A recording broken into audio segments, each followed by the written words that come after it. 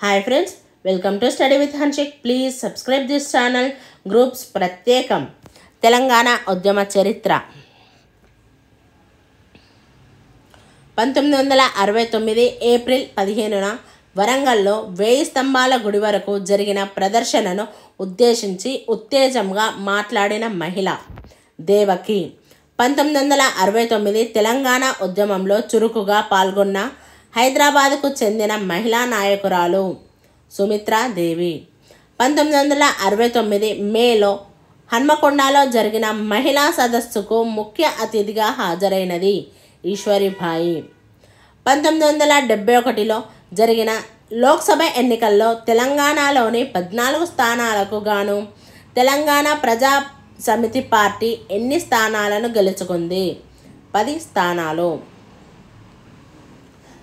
అంబేద్కర్ స్ఫూర్తితో రాజకీయాల్లోకి వచ్చి 1969 తెలంగాణ ఉద్యమంలో చురుగ్గా పాల్గొన్న నాయకురాలు జె. ఈశ్వరీభాయి.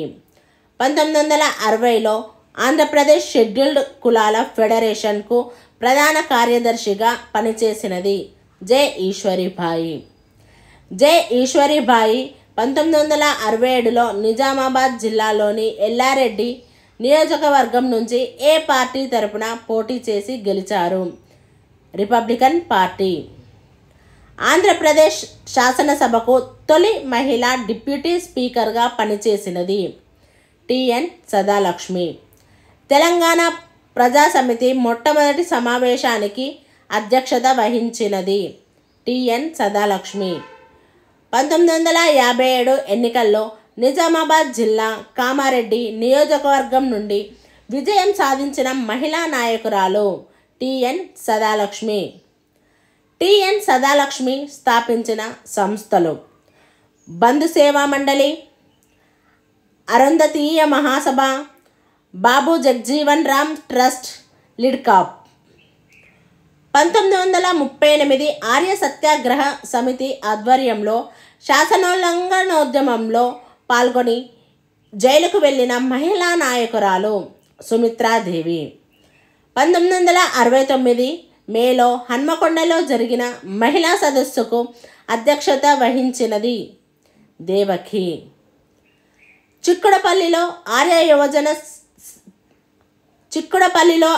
యువజన పాఠశాలను, 1942లో నారాయణగూడలో జగ్జీవన పాఠశాలను నడిపిన మహిళా నాయకురాలు సుమిత్రాదేవి. మనకు తెలియని మన చరిత్ర పేరుతో తెలంగాణ సాయుధ రైతాంగ పోరాటంలో పాల్గొన్న స్త్రీల జీవితాల గురించి అధ్యయనం చేసి పుస్తకాన్ని ప్రచురించిన సంస్థ స్త్రీ శక్తి సంఘటన.